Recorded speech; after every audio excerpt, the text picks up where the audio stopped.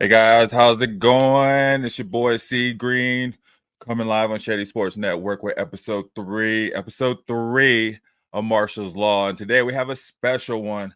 This one's pretty great because we do have actually the owner of the Rapid City Marshals, Wes Johnson.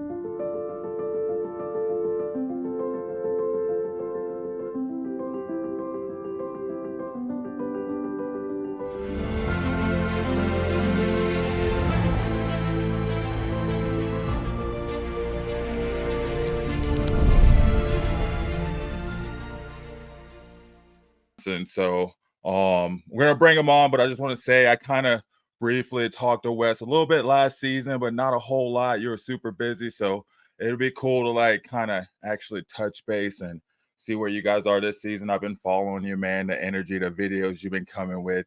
I'm gonna have to get some advice from you on your marketing video. So I'm gonna let that be. I'm gonna go ahead and bring you on, Wes. We'll go ahead and get started, man. Get right into it as well. Just tell us a little bit about yourself, and what inspired you to become owner of the Rapid City Marshals. Well, so I'm actually co-owner. My sister is the other half of the organization. Okay. It's kind of a unique setting, brother and sister running a football team, but we are we're the middle kids in our family. We have an older sister and a younger brother, so we've just kind of always been bound by being left out, because we're the middle kids. So kind of stick together. We have that special bond. So yeah, and when Gillette got the Mustangs or the Wyoming Mustangs, I guess it was the Wyoming Mustangs first. I have an event company over there in Gillette, and the owners at that time had hired my event company, had hired me to do some production stuff, some audio, visual, some rental stuff to help make the games go off.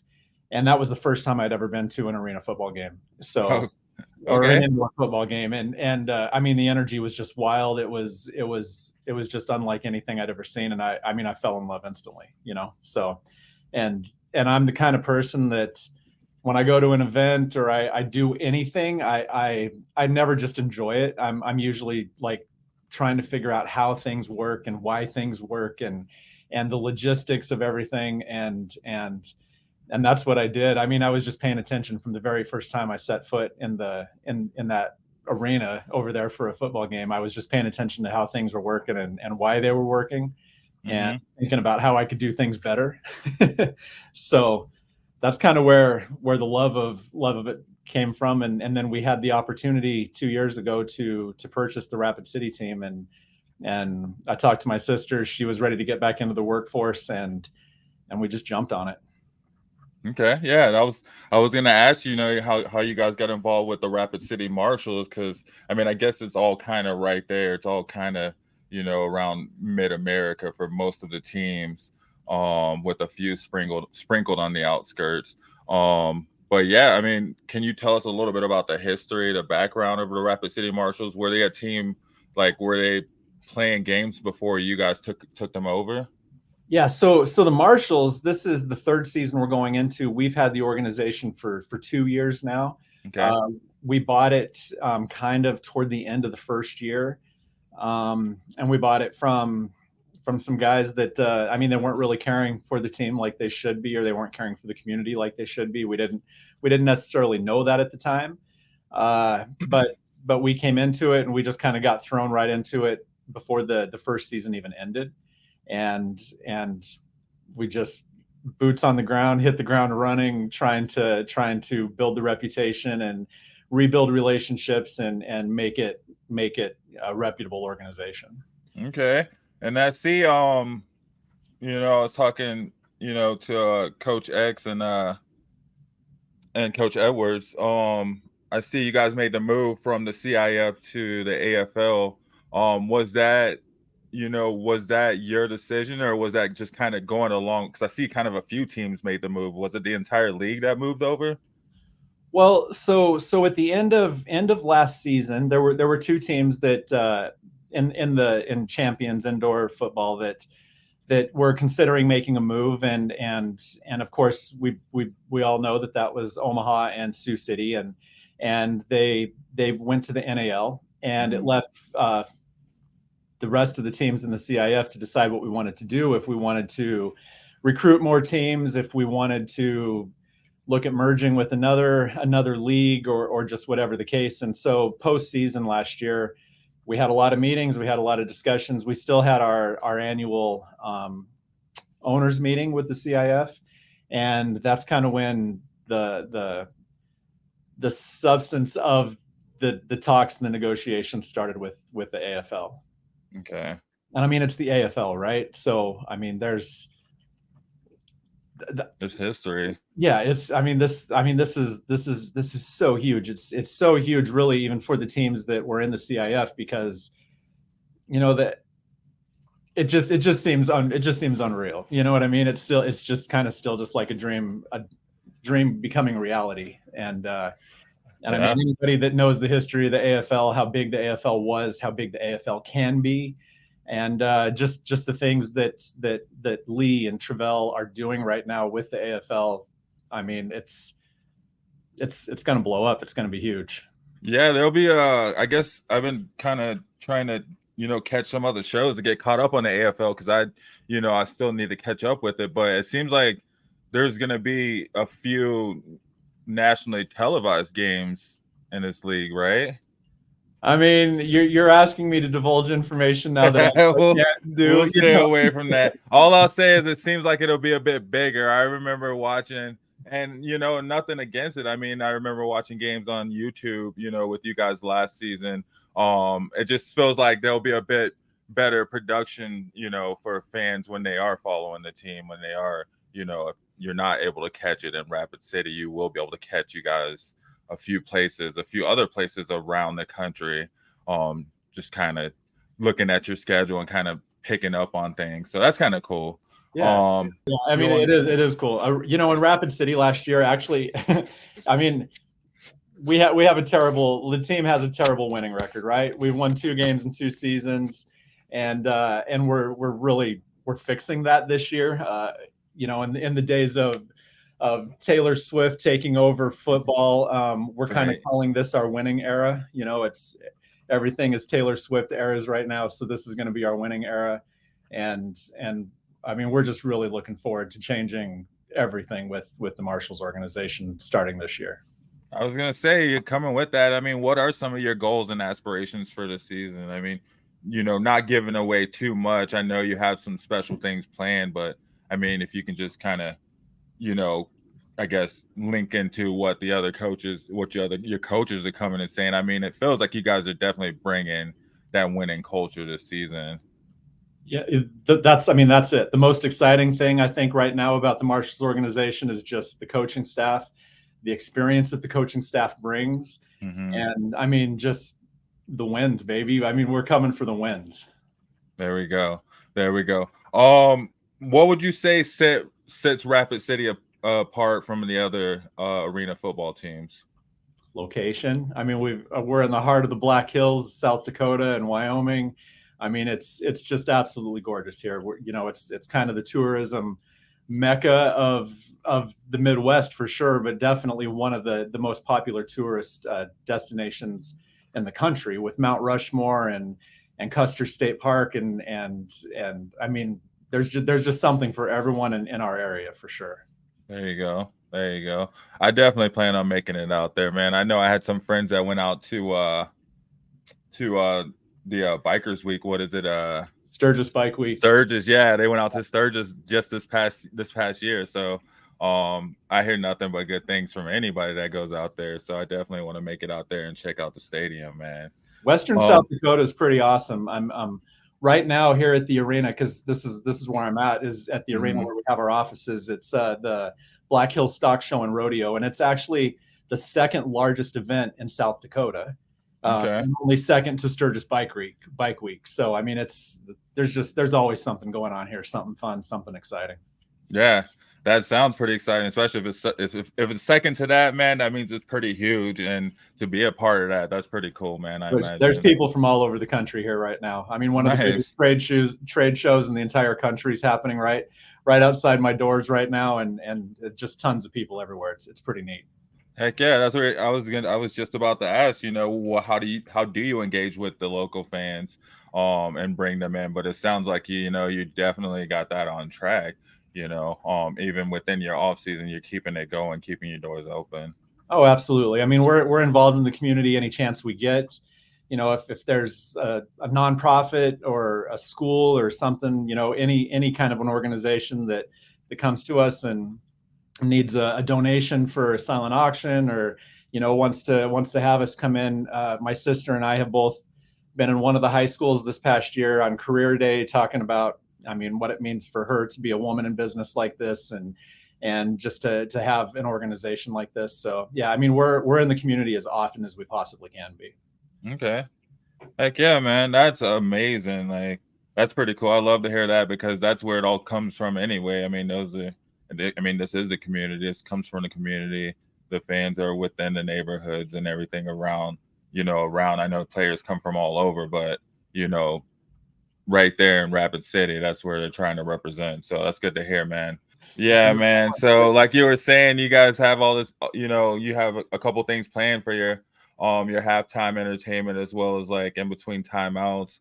You want to talk about that a little bit? Yeah, You know, so I mean, right now I'm in negotiations with some agencies for some recording artists for some halftime shows. I mean, potential, artists that you just wouldn't normally see in Rapid City, and we're working really hard to get them here for our halftime shows. We all know that indoor football, arena football is not just about football. It's about the dance team, and it's about families, and it's about, mini cheer camp on the field, and it's about acknowledging our youth football players and our high school players, and it's just about having something on the field every waking minute of the game. There's anytime there's a timeout or something that's kind of a dead time not playing, we're going to have something going on the field. Lots of games, lots of fun and interaction. right. I know you guys had like the linemen out there. Was it the whole team out there last season, right? Well, that was our preseason game, and I'm I mean, the preseason game's all fun, right? We're playing. Mm-hmm. It's not a serious league game, and we had a little joke with the linemen that they didn't pick up after practice one time, so we told them they're going to have to dance at halftime, and so our dance team choreographed a kind of a partner dance with them, and we just had them out there. And I mean, it's kind of a play like the Savannah Bananas, I mean, it's like this stuff should be fun. It should be entertaining. The players had a good time. The crowd had a good time. So that was a lot of fun.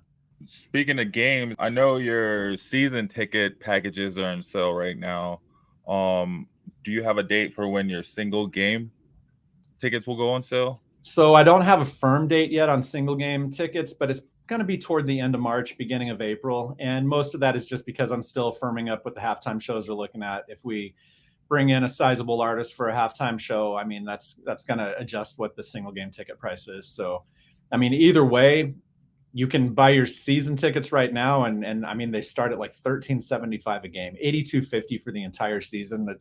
That's unbeatable entertainment. I mean, shoot, it's hard to go to a movie nowadays for that. So I mean, this is a couple hours of just nonstop entertainment. So right. For less than $100, I mean, tickets start. You can come to 6 games during the summer, Saturday nights with your family, and just have a great time. So yeah, that's pretty exciting. But our single game tickets, they're not going to come out. I mean, we'll announce that after we know what the halftime shows are going to look like and how big they're going to be. Okay, and you can get those season tickets at your website, right? Marshallsfootball.com/tickets.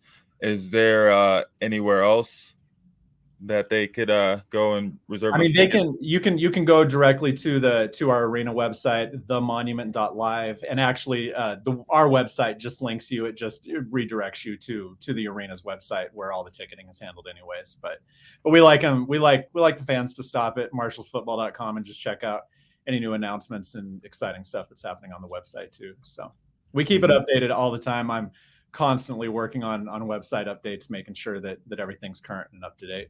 You guys are really on top of it. I feel like you're pretty quick with your information or whatever your drops are, or whatever you need to get out there. It's really, really packed. You see something new every day, so that's cool. And you guys can follow them at RC Marshals on Instagram and Rapid City Marshals on Facebook. If you want to drop your social media tag. Yeah, Twitter or X, I guess, is Marshals AFL. We're on TikTok at Marshals Football. Of course, we're on YouTube at shoot, I don't know what it is on YouTube. I think that it's Marshals Football. It might be Rapid City Marshals too with the @ sign. So, but I mean, it's pretty easy search to find us. TikTok's been a lot of fun lately. I mean, we're just trying to have a good time. We're trying to make sure that, I mean, people know that, like, we're still a small business, right? My sister and I are working 7 days a week around the clock to make sure things are happening. I mean, we're putting in whatever time it takes to make sure that this is going to be a really great organization. Okay, there you go. And I mean, it's coming together. I mean, since last season was good too, man. I mean, all, games aside, I thought it was a great product. Everybody I talked to, I thought they were really good people, man. So I'm really looking forward to moving forward with this season. Just a couple other things. I know you guys are sponsored by WeatherTight. Are there any other sponsors that you maybe wanted to give a shout out to? Well, yeah, I mean, be Or watching our social media because we're always shouting them out. Today, I mean, we posted Coors Light is the official beer of the Rapid City Marshals. I just there you posted go. a fun video today. My sister had one acknowledging Coca-Cola. Coca-Cola, of course, is one of the arena sponsors, but they pick up a partnership with us too. They don't even need to, they're already in the arena, but they want to support the local community and make sure that things like this are succeeding in the community, because it's great for the community. It's great for everyone. So yeah. So Coke, Monument Health, of course. The arena is named after Monument Health. They're a great healthcare provider for us. They're our orthopedic and sports medicine provider. So Monument Health is a great partner to us. And yeah, I mean, Wicked Wrenches, shoot, there's just so many. I can't even name them all off, but we definitely appreciate all of our partners, and we'll be acknowledging them as we lead up to the season, and then of course through the season and beyond. So. I guess another question. Speaking of that, I mean, during the season, man, what days or what nights are your games normally on? Because I mean, I guess that'd be a good thing for people to know as well too, especially if they're around town. All Saturday nights for Rapid City, and we're excited about that. Last year we had 3 Sunday games, and Sundays just don't work. They just don't work in our market. I mean, we have a lot of families that are coming to our games, a lot of young kids, moms and dads and grandparents and young kids. And a Sunday game when you got school the next day, it just doesn't work, or you got work the next day. It's just not ideal. So yeah, there's the schedule.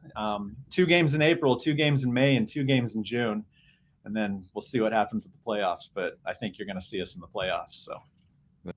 All right, guys. Thank you guys for joining us. It's your boy C Green on Marshals Law, episode 3 with Wes Johnson, owner of the Rapid City Marshals, the man who's making it all happen. So I just want to say, Wes, thank you for coming on. Anything else you want to shout out or mention before we go? I think we covered it all this time. I mean, I'm sure I'll be back on here before the season starts, and we'll have some more updates coming soon. And I guess a little plug for next week's episode. We're going to have Coach King on here, and we're going to start talking coaching techniques and more of his experience. And I'm really, really excited to have Coach King up here in Rapid City this season. And we signed a 2-year contract with Coach King. So I mean, I guess that's news. It's probably not very public right now, but we know we want him for the next couple of years. So there you go. You're getting breaking news right here, guys. So breaking news. Yes, sir. Thanks for coming on, man. You guys can find us on ShadySportsNetwork.com. All the social medias at Shady Sports Network. I'm here with Wes Johnson again, Marshals Law. This episode was brought to you by WeatherTight. Last week's trivia question was, when was Rapid City Marshals founded? It was 2021. Next week's question is going to be, what is the name of their arena? So drop those answers in the comments. Send us your answers. We'll have it on next week with Coach King. I'm a game changer. I'm a game changer. I'm a game changer. I'm a game changer.